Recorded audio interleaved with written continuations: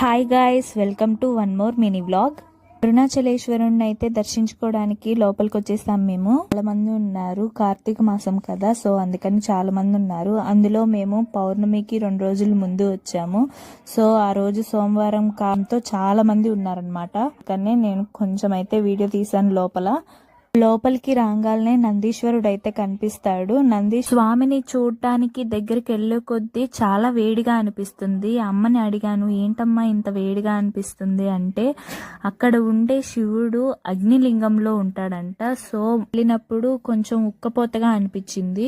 దర్శనం చేసుకొని బయటికి వచ్చిన తర్వాత పక్కనే ఉత్సవ విగ్రహాలు అయితే ఉంటాయి. అవి స్వామివారి ఆలయం పక్కనే అమ్మవారి ఆలయం కూడా ఉంటుంది. దర్శనం అయితే చాలా బాగా జరిగింది.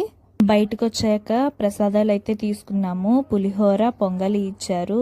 ఇంకా ఏమేం చూసామో నెక్స్ట్ వీడియోలో పెడతాను. Until then stay tuned. Bye guys.